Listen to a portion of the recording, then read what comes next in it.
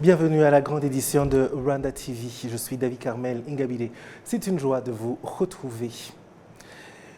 Son Excellence Paul Kagame, après la publication des résultats à l'issue du scrutin partiel de ce lundi 15 juillet 2024, a exprimé sa gratitude aux Rwandais en général qui lui ont accordé leur confiance en votant pour lui. Kassim Youssouf nous en dit plus. Kagame Paul. Après le décompte de 78,9% des votes exprimés lundi soir, le score du candidat président Paul Kagame était de 99,15%. Et après que la Commission nationale électorale ait publié ce résultat partiel, des milliers de personnes rassemblées au siège du Front patriotique rwandais Inkotanyi ont indiqué que la probabilité de ce succès était très élevée. J'ai quitté Rulindo parce que je me devrais de venir suivre le résultat du scrutin, lequel notre candidat a remporté. Il a gagné avec un très grand score. Le succès était déjà à notre portée, et d'autant plus que nous avons fait presque le tour du pays. Et partout où nous sommes passés pendant les 18 jours, tout était clair sur ce que la population désirait. Notre soutien est pour le président Son Excellence Paul Kagame.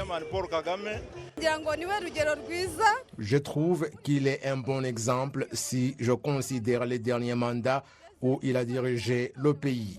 Vous constatez par vous-même le développement réalisé et c'est grâce au travail sérieux qu'il a inculqué aux Rwandais. Et moi-même, j'essaye de travailler sérieusement et les jeunes se sont créés de l'emploi. Nous étions sûrs de remporter cette élection et c'est avec joie et allégresse que nous célébrons ce succès. Le président de notre famille politique nous a exprimé sa reconnaissance et nous a dit que la lutte continue et qu'on doit toujours garder l'objectif à l'esprit en travaillant sérieusement pour notre propre développement et celui du pays en général. Et nous sommes prêts. Après la publication du résultat partiel, le candidat président du FPR Inkotanyi, Son Excellence Paul Kagame, a félicité les Rwandais en général pour le choix qu'ils ont effectué au cours de ce scrutin.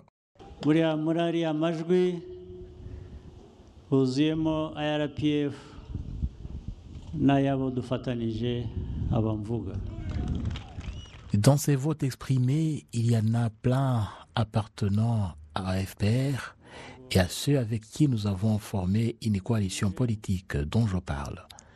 Je voudrais exprimer ma reconnaissance à ma famille. Nous sommes ensemble ici et nous le sommes toujours.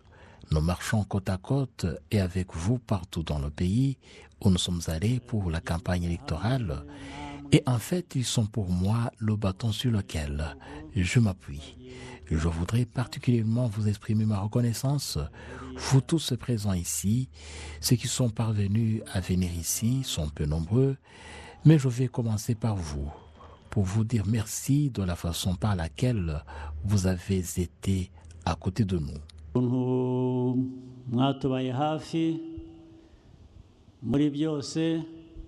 Son Excellence Paul Kagame a fait savoir que le résultat du scrutin révèle la confiance que les Rwandais ont en eux-mêmes et en sa personne et qu'ensemble le pays va atteindre l'objectif qu'il s'est fixé.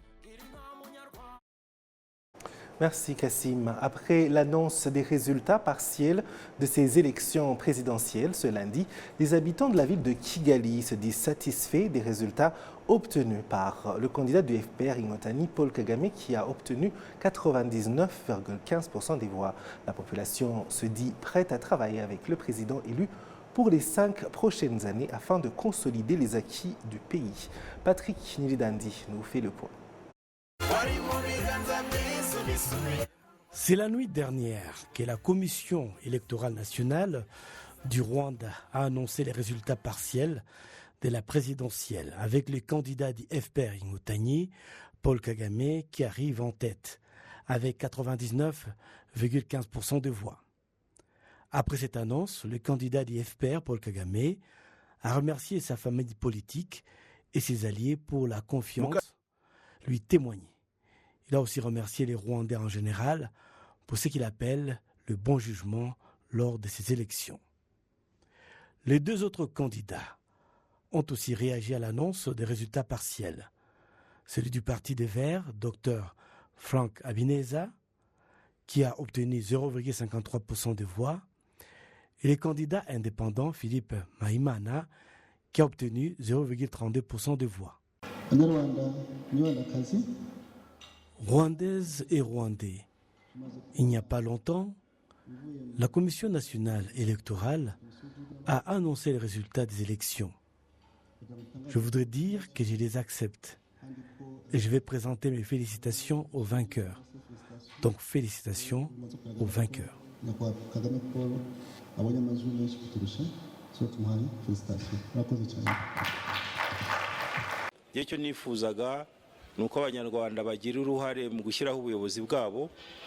Mon souhait était que les Rwandais puissent se prononcer librement sur leur choix. En ce qui concerne les voix et le nombre de personnes qui ont participé à ma campagne, je ne vais pas m'appesantir sur le sujet.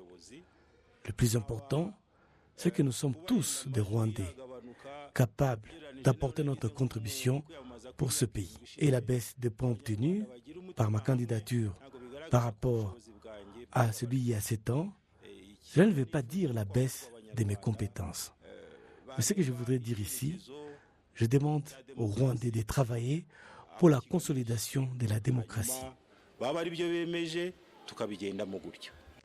Il est prévu que les résultats provisoires de l'élection présidentielle soient publiés d'ici le 20 et que les résultats définitifs soient publiés d'ici le 27 juillet 2024.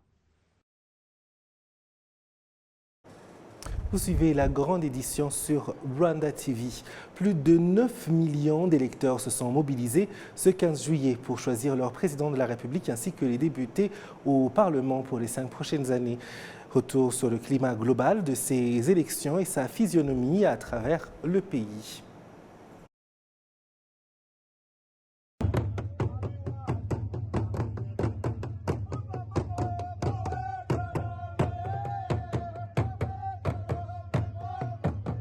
L'ambiance de fête sur toute l'étendue du territoire rwandais. Tous au 15 juillet. Des décorations particulières aux couleurs du drapeau national et aux symboles de la culture rwandaise, c'est ce qui caractérise aussi bien les sites électoraux que les voies conduisant à ces derniers.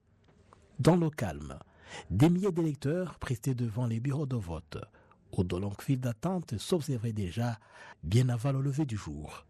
À l'intérieur des bureaux de vote, l'accueil y est chaleureux.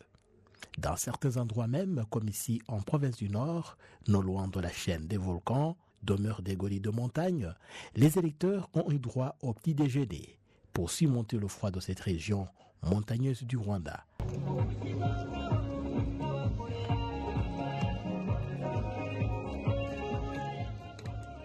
Dans ce pays, pendant ces 30 dernières années, les élections prennent l'allure d'une fête, loin des images caricaturées des élections africaines émaillées de violence, de contestation et de conflits même. Pour les observateurs, cette image particulière du Rwanda pendant la période électorale se justifie. Et quand vous voyez le climat, moi je crois qu'il y a quelque chose de particulier. On a l'impression que c'est la fête quand il y a les élections ici, ce qui n'est pas forcément le cas dans plusieurs endroits.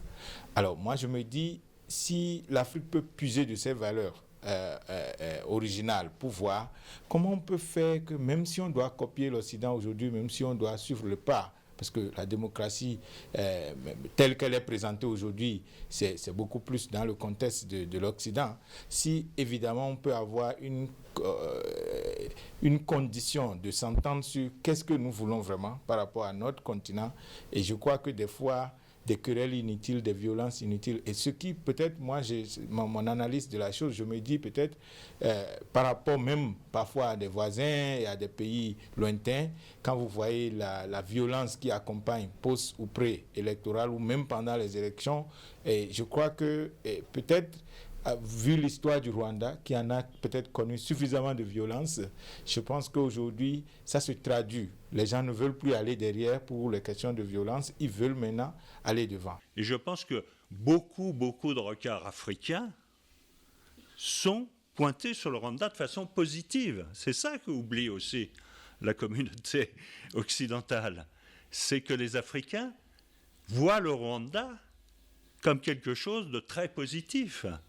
Et c'est peut-être cela qui perturbe beaucoup les acteurs.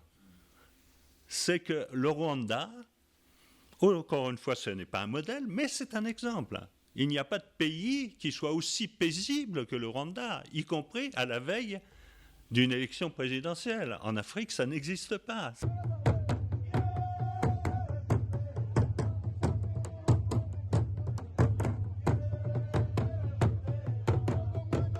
Si la période électorale en cette année 2024 a été paisible au Rwanda, comme il a été toujours le cas ces 30 dernières années dans ces différentes phases, rien ne devrait surprendre de voir des milliers de gens massés dans les rues dès l'annonce des premières tendances tard dans la soirée vers 22h locales, comme l'a indiqué la Commission nationale électorale.